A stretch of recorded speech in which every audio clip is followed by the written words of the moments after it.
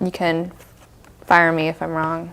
I'll just walk out right now. Are we?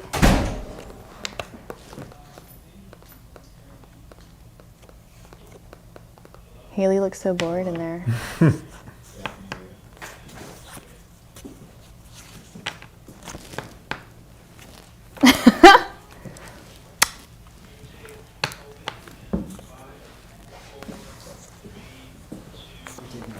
Okay. With news from across the Santa Clarita Valley, this is Canyons News.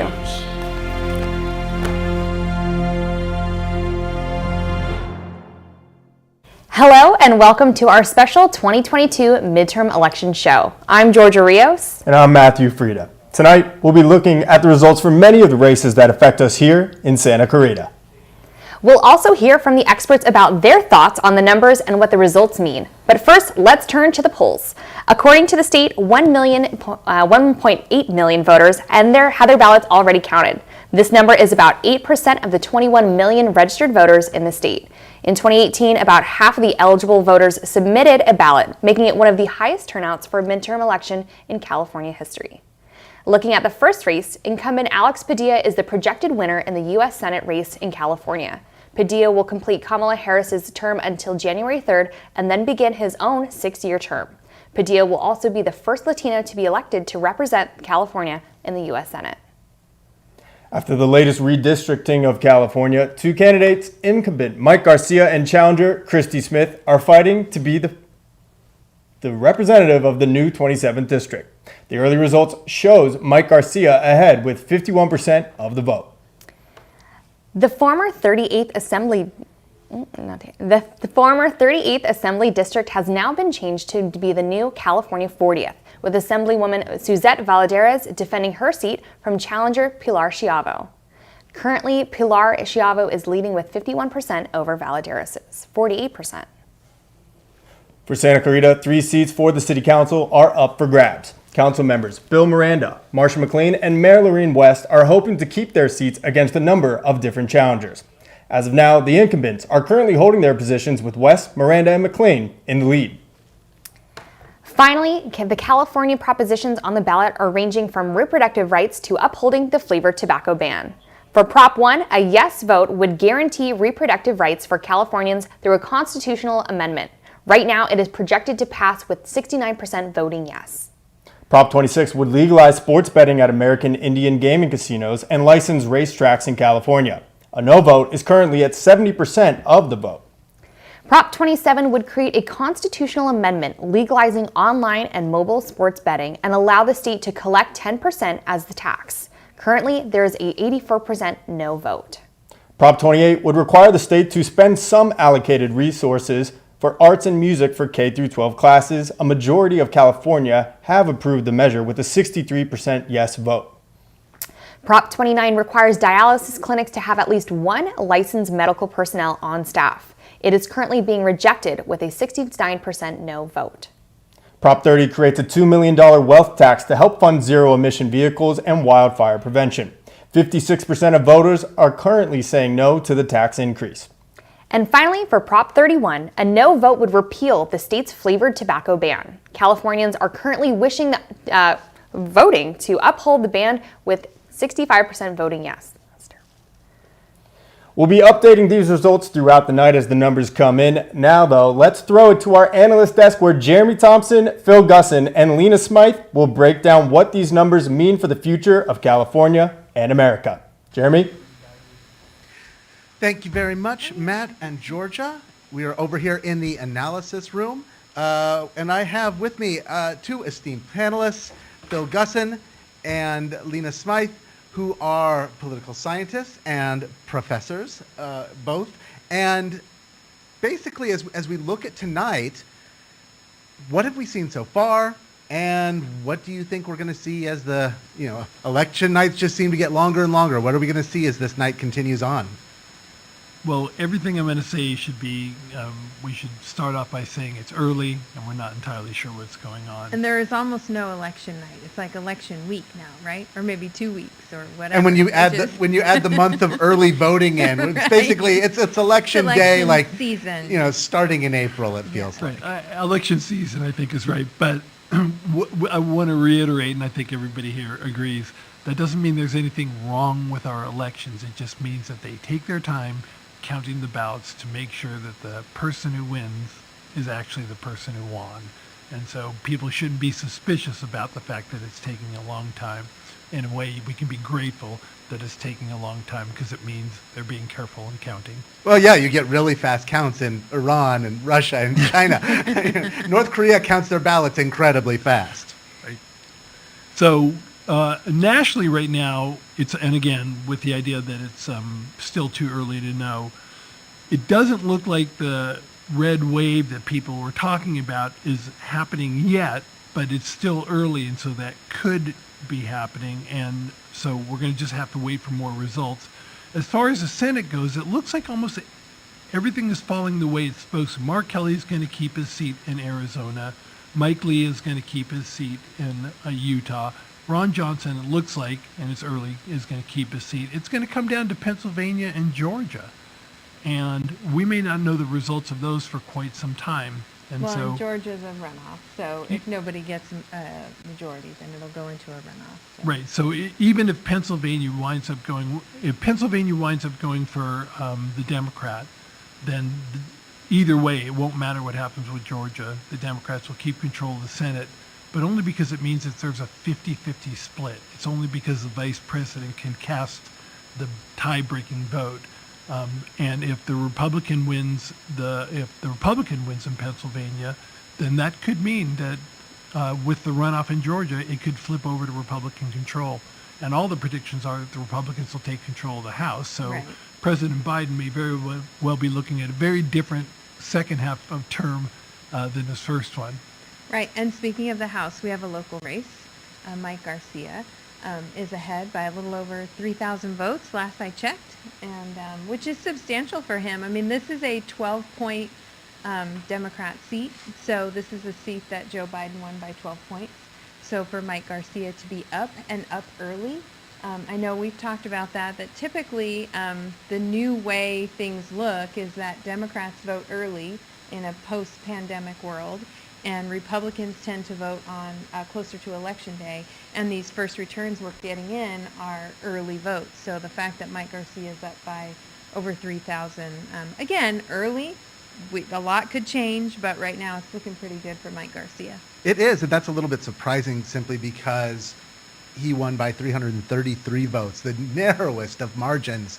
And when the he was, district is and the district was actually more. redrawn. Yes. That's what I was about to say. Yeah, the district has been redrawn in the reapportionment process to be a more strongly Democratic district by registration. Right. He lost Simi Valley and picked up a little bit more of the Antelope Valley, which meant about a 2-point spread. So it went from a 10-point Democrat seat to a 12-point Democrat seat. And so to kind of grow his margin, I think is it's pretty impressive so far. Again, things could change. You never know. But and there have been plenty of times when I think it's going to go a certain way and then it goes the other way. So it's definitely too early to make any calls. But I think they probably at the Garcia camp, they're feeling pretty good. Yeah, I think we all learned a lesson from Tim Russert and his whiteboard in 2000 to be very careful when it comes to definitively saying who's won anything. Right. Ask Al Gore and George Bush how that night went. Right. A little closer to home, the capital here in California, up in Sacramento. We have the 40th Assembly District race, where it looks like at right now, the incumbent is down by just shy of 2,000 votes. How are things Right. looking here locally? Yeah, so I mean, I think that's actually not terrible news for Suzette because, again, we're looking at early votes. And so to just be within a 2,000 vote margin, I think, that's something that she could actually overcome as we get closer to Election Day. I've been tracking kind of the data and the votes coming in.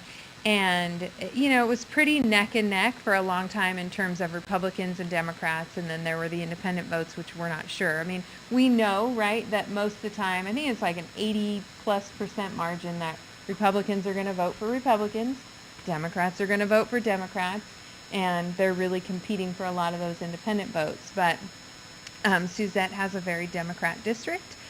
She actually picked up more of the San Fernando Valley in redistricting, and that made it a more Democratic-leaning district.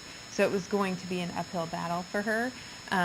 So as we get closer to Election Day, when we were tracking that data, there was a big spike in Republican returns over the last couple days. So when we start to see those returns, that they may very well help Suzette. And this is an area that is flipped back and forth. Suzette is in there now. Before her, it was Christy Smith, who was who's running in the congressional seat.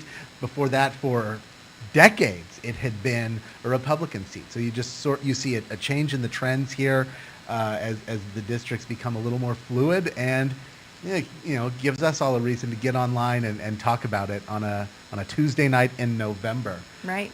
Is there anything else that you're looking at as we go into tonight? Yeah, I mean, I've been watching the city council race. The interesting thing about city council is that we used to have, back in the day, a standalone election. So it was a very low turnout. And several years ago, we consolidated with LA County. So now the turnout's much higher, which has tended to favor the incumbents. I think a new candidate, Denise Light, spent a lot of money. She really worked hard. She's trailing the three incumbents right now, coming in fourth. It's a pretty tight margin still, but she is in fourth as it stands now, and the three incumbents seem to be doing pretty well. And you get to vote for three in that race, so most of the votes are probably, even for her, she's a conservative candidate, and the three incumbents are all conservative candidates. So I would imagine that people voting for her are also voting for the two of the other three incumbents. So that'll be an interesting one to watch, to see if she makes up any ground or not. And mark it down in your history books, because it is the last of the at-large elections for Santa Clarita City Council.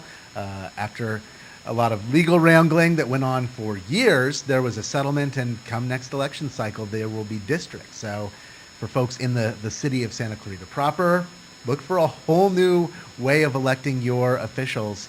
Yeah, and it really Come 2 changes years from things now. a lot. I mean, I've also been watching the school boards, and we're talking about tight margins when you're in these districts. And the last time I looked at the Newhall school board race, it was very close with the incumbent there, Brian Walters. He was ahead by just a few votes. So these districts change everything. So. Absolutely. And Phil, you said, this may not be the red wave materializing quite as much as Kevin McCarthy and Mitch McConnell would have hoped for. Last I looked, Republicans had picked up 6 seats. If you look at, Barack Obama in 2010 lost 63 seats in his first midterm election. I think Bill Clinton lost 53 seats, if memory serves. Donald Trump lost 40 in 2018. Are we seeing a little more muted reaction there in the House? And what else are you looking at? It's hard to know what's going on. So again, we have to wait for the final results to be in. But there's a lot of questions about candidate quality in some of the races that we've seen. And so the environment is such that it should benefit the Republican Party. The economy, the state of the economy, which is foremost in people's minds, also favors the Republicans. And so if this wave turns out to be a ripple instead, there's going to be a lot of questions about why that happened and what's going on. And it'll be interesting to see how people evaluate that, because some Republicans who distance themselves from President Trump have done quite well. And so I think there'll be a lot of questioning about whether or not Republicans benefit from being closely connected to President Trump or not. We'll see.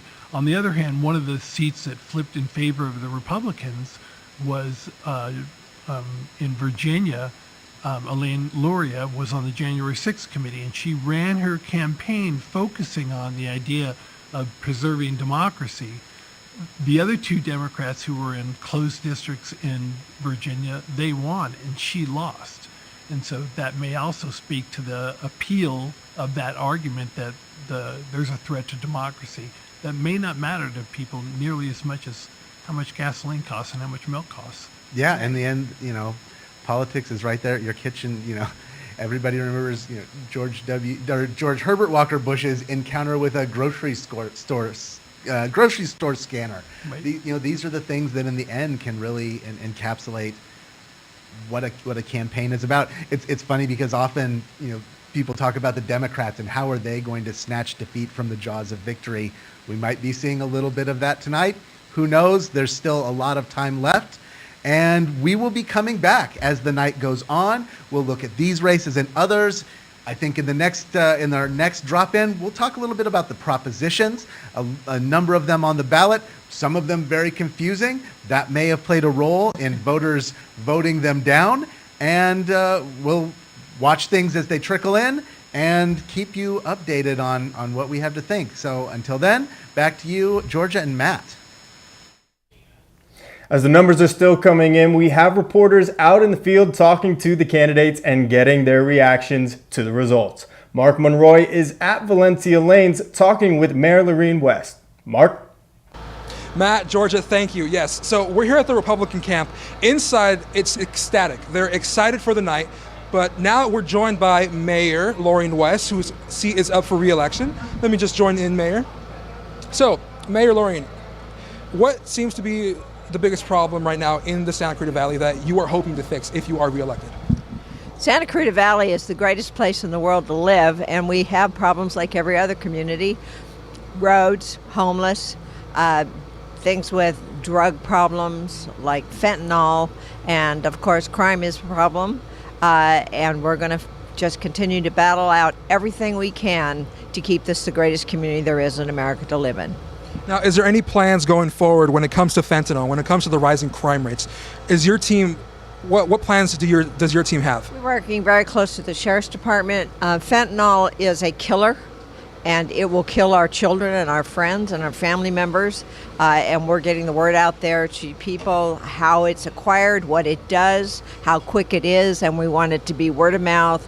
Everyone needs to be talking to everyone. I'm really concerned that our kids know that their life is on the line with this drug, and that if they understand what it is, they are safe to keep away from it. And I can only tell you that I would just be thrilled if we could knock that out of the park.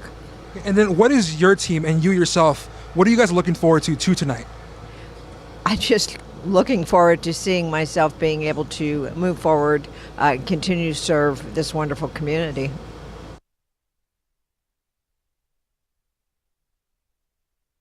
Quick break. When we return, we will have the latest numbers from the polls as well as more reactions from the candidates and their parties.